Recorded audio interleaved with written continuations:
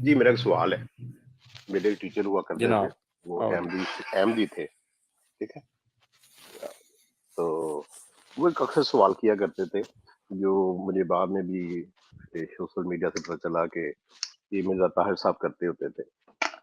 وہ یہ کہتے ہوتے تھے کہ اس وقت یعنی کہ عمر آپ دیکھیں 10th کلاس میں کیا ہوگی, تو ہم سے مناظرہ کرنے کی کوشش کرتے تھے. تو احمدی ٹیچر ہمارے, ہم اسے پڑھنے جاتے ہوتے تھے مناظرے کی, نہ علم تھا تو نہ کچھ. تو وہ کیا کرتے تھے, طاہر صاحب کہتے ہیں کہ جس آدمی کو شیر کھا گیا اس کو عذاب قبر کیسے ہوگا. تو مجھے آج تک یہ سمجھ نہیں آئی کہ کیا یہ عذاب قبر کے بھی منکر ہیں, کہ اس سے کیا مراد وہ لینا چاہتے ہیں, اس کے پیچھے کیا لاجک ہے. کہ آپ نے بھی شاید کبھی سنا ہو یہ سوال, تو یہ مجھے سمجھ نہیں آئی. اگر شیخ صاحب یا عامر اکبائی اس میں تھوڑا گائیڈ کر سکے تو بس میرا یہی چھوٹا سوال ہے. Thank you.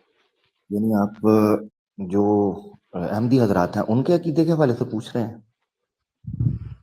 جی جی جی جی, میں بتایا نا وہ میرے ٹیچر تھے وہ احمدی تھے. وہ ہم جی سے جی سوال وہ کرتے ہوتے تھے کہ یہ جو آپ تو مسلمان ہیں, تو آپ یہ بتائیں کہ جس بندے کو شیر کھا گیا اس کو عذاب قبر کیسے ہوگا.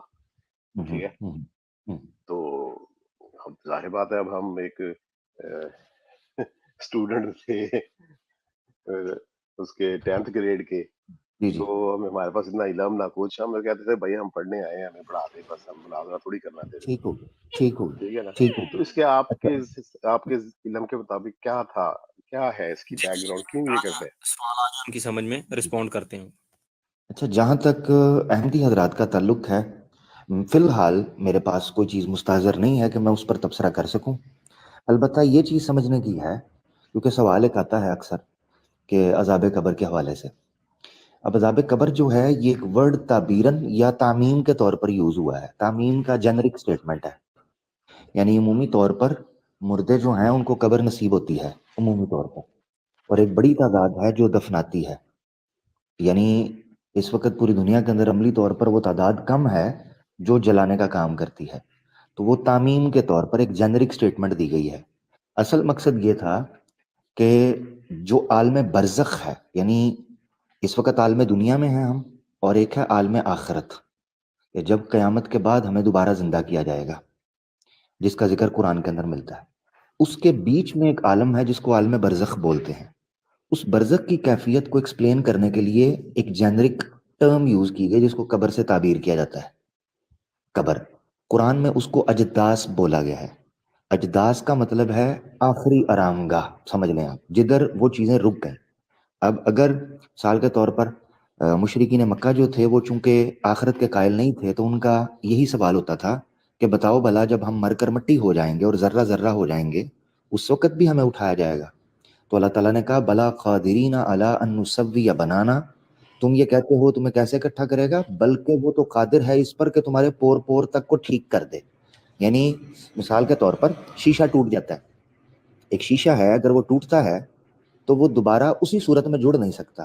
یعنی کرچی کرچی نہیں ہوا, 2-3 پیسز میں شیشہ ٹوٹا ہے بڑا, تو آپ اس کو گلو لگا کے, ٹیپ لگا کے, یا پیچھے کچھ فوم لگا کے اس کو جوڑتے ہیں تو وہ کریکس میں جڑ جاتا ہے, مگر آپ یہ نہیں کہتے کہ یہ پہلی سی شکل ہے.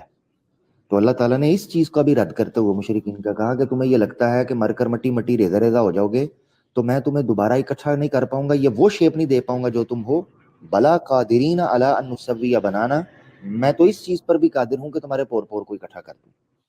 اس پر امام غزالی نے جو کتاب لکھی ہے تحفۃ الفلاسفہ, کیونکہ فلاسفہ جو ہیں وہ بعث بعد الموت, مرنے کے بعد جو دوبارہ زندہ کیا جائے گا, اس حوالے سے اعتراضات جو کرتے تھے اس پر بڑی زبردست طریقے سے گفتگو کی ہے. 5ویں صدی, چوتھی 5ویں صدی کے امام ہیں. تو جب یونان سے فلسفہ آیا تھا تو اس پر بڑے فلسفیانہ قسم کے اور عقلی قسم کے اعتراضات اٹھائے گئے تھے, تو انہوں نے اس چیز کو اس پر ثابت کیا تھا. اچھا, اب یہ چیز سمجھنے کی ہے وہ عالم برزخ ہے. عالم برزخ کے بارے میں ہمیں شعور نہیں ہے.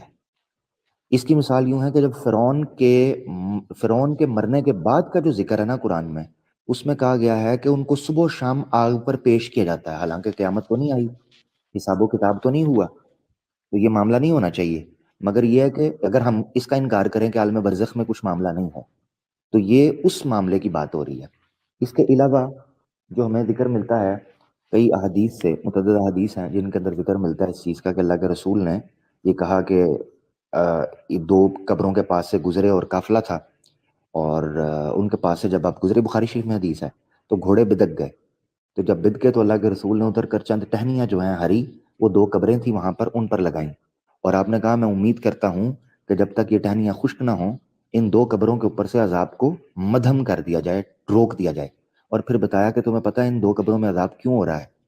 ایک غیبت کی وجہ سے، چغلیوں کی وجہ سے، اور ایک ناپاکی کی وجہ سے، جو اپنے پیشاب سے یا اپنی گندگی کی یا نجاست سے اپنے آپ کو ٹھیک نہیں رکھتے تھے.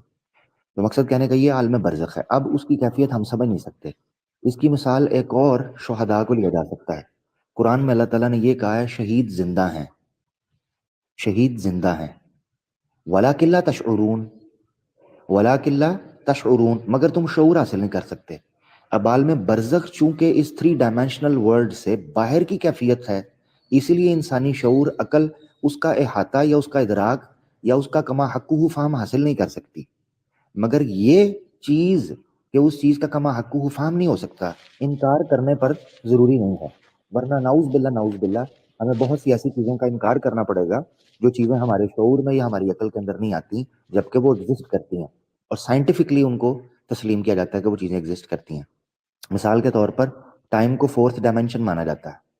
بعض لوگ ٹائم کو illusion بولتے ہیں، کوئی ایسی چیز ہے، مگر ٹائم ایگزسٹ کرتا ہے، ہمیں فیل ہوتا ہے اس کا ایفیکٹ، ہم اس کو ڈیوائڈ کرتے ہیں.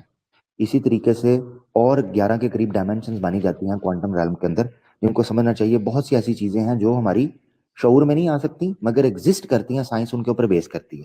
بہت شکریہ. جی آپ نے بڑا اچھا ایکسپلین کیا. یہ سوال میں نے ڈاکٹر ہولی اسپرٹ سے بھی کیا تھا، تو انہوں نے مجھے بہت زبردست طریقے سے وہ سمجھا دیا تھا ڈی این اے والا جو کنسیپٹ ہے نا. تو وہ بتا رہے تھے کہ جس کی یعنی کہ باڈی جلا بھی دی جائے، جو میرے لیے بالکل نیو تھا، وہ واقعی ایک دم جو ہے نا اللہ پہ جو ہے نا. سوال اصل میں طارق بھائی اگر کوئی ضمنی سوال ہو تو یہ تو نہیں، کامنٹس بس آپ کر رہے ہیں نا اس چیز کے اوپر. جزاک اللہ. اوکے جی جزاک اللہ طارق صاحب، بہت شکریہ. جو بھائی نے بات کی ہے نا، اس پر حدیث موجود ہے. رسول پاک صلی اللہ علیہ وسلم نے فرمایا کہ انسان جو ہے نا وہ ایک جسے بولتے ہیں، کیا اس کے لیے ورڈ یوز ہوتا ہے، زیب ورڈ یوز ہوتا ہے، جس کو ٹیل بون کی طرح ایک چیز ہوتی ہے، جس طرح کوکیکس جس کو بولا جاتا ہے، یعنی ہیومن سپائن کا جہاں پر وہاں ایک چونچ، اس کو حبہ خردل کی طرح بولتے ہیں، مسٹرڈ سیڈ کی طرح.